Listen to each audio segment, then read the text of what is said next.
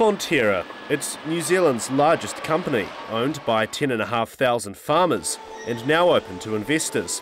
It's responsible for around 21% of the world's dairy exports and collects 22 billion litres of milk each year, bringing in a revenue of around $20 billion per year. But economist Gareth Morgan says its business model is flawed. If you go back 40 years, Fonterra, Kraft and Nestle were all about the same size. Who's now third by a long way? Fonterra. Mr Morgan says the bulk of Fonterra's income comes from ingredients they make, bulk milk powders and supply ingredients, and the reason it's been left behind is it has its priorities wrong.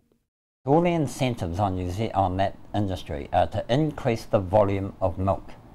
And Fonterra's job is, God, get rid of it all, it's coming down on us. And so they sell mass, wholesalers basically, to other consumer brands. That's the bulk of their business. It's not to say they're not dabbling in the other areas, but let's not fool ourselves. Something Federated Farmers CEO Connor English agrees with. The model where we get some rain, we grow some grass, we eat it and put it into a cow, and then we put it in, take the milk out of the cow and put it in a dryer, and then the biggest dryer we can, the most efficient dryer we can, and suck all the water out of it, then put it in the powder into a container and then whack it on the internet. Look, I just think we can do a bit better than that. Mr Morgan says Fonterra needs to have more consumer brands in the markets it's selling into, and though it may argue there's barriers to entry, it's no excuse. But that's really interesting, isn't it? Because Nestle and Kraft have done it, so what's the problem? Country 99 TV put these claims to Fonterra, which responded by saying it is vertically integrated, pointing out that it owns several brands such as Anchor, Tip Top and Mainland.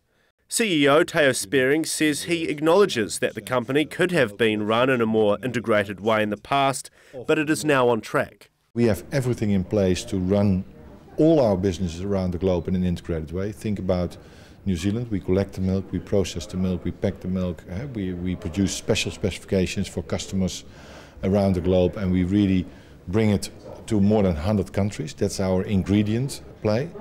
On our branded side, we run an integrated model in Australia and in South America.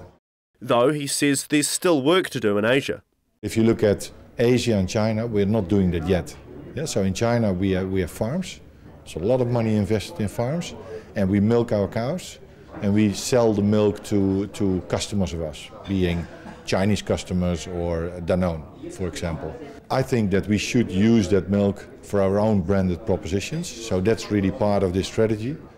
But Connor English says Fonterra hasn't gone far enough up the value chain. Yep, we own 100% of Fonterra, but we actually don't own anything of, say, Waitrose or the supermarket chains that are through Europe. We've got no ownership stake in that at all.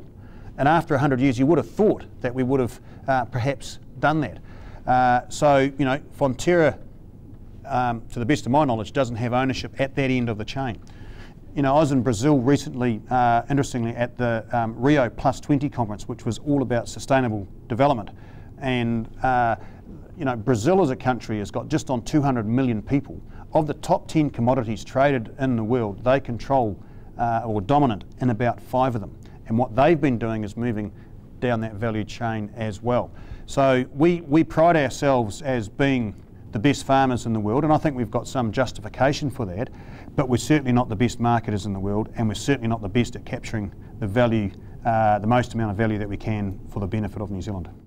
Fonterra revealed details around the Trading Among Farmers scheme recently, which will allow investors to buy the economic rights to $500 million of farmer-owned shares. And this week, new raw milk regulations were signalled to come into effect, which determine how much and how often milk can be taken from Fonterra by independent milk processors. John Watson, Wellington and Auckland, Country 99 TV News.